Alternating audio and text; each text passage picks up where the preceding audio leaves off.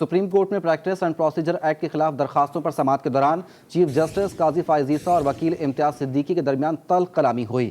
وکیل رانا شاہد کے دلائل کے بعد موقع نہ ملنے پر وکیل امتیاز صدیقی نے کہا کہ آپ نے کہا تھا کہ پہلے ہمیں سنیں گے پھر اٹارنی جنرل کو سنیں گے، ہمیں نہ سننا نا انصافی ہے، جس پر چیف جسٹس نے ریمارکس دیے کہ کوئی بات کرنے کی تمیز بھی ہوتی ہے۔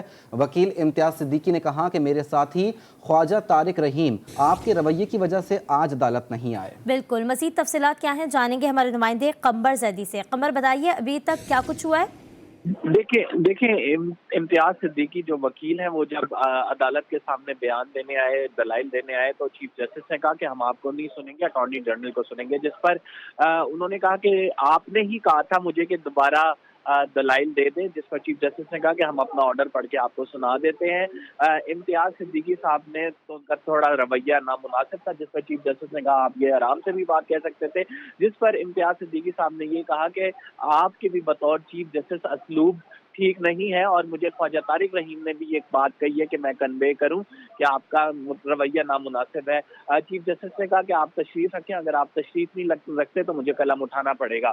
اس کے بعد جو کیس کی سماعت آگے چلی ہے، ابھی جو ہے زاہد ابراہیم صاحب اپنے دلائل مکمل کر چکے ہیں، اور جو مسلم لیگ نون کے وکیل ہیں صلاح الدین صاحب وہ دے رہے ہیں۔ جو اہم آبزرویشن اس کیس میں سامنے آئی ہے وہ جسٹس منیر نے کہا کہ اس قانون کے بعد ماسٹر آف روسٹر کون ہوگا، جس پر چیف جسٹس نے کہا کہ یہ ماسٹر آف روسٹر کا لفظ کیا آپ کو کسی قانون میں ملتا ہے۔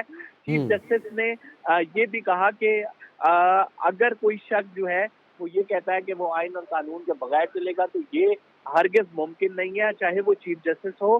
آئین اور قانون چیف جسٹس کی خواہشات پر منحصر نہیں ہے، یہ عدلیہ کی آزادی اور قانون کے منافی ہے۔ پھر چیف جسٹس نے یہ بھی کہا کہ میں ماسٹر نہیں، آئین کے ماتحت ہوں۔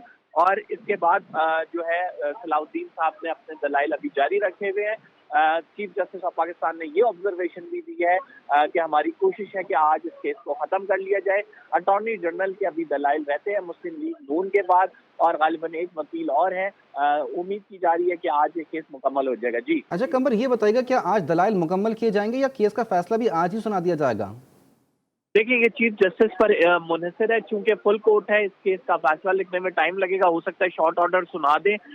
کیس کے دلائل جو ہے چیف جسٹس نے آج دوبارہ کہا ہے، جو وکلا کو بار بار وہ تنبیہ بھی یہی کر رہے ہیں کہ یہ آپ کیس جو ہے جلدی وائنڈ اپ کریں، اور اسی پہ ہی تلخ کلامی ہوئی تھی جب انہوں نے دوسری دفعہ آرگیو کرنے کی کوشش کی تو چیف جسٹس نے کہا کہ ہم آپ کو یہ ابھی نہیں بلا رہے، اٹارنی جنرل کو سنیں گے اور اس کے بعد پھر ہم دیکھیں گے، وقت ہوا تو آپ کو سنا جائے گا۔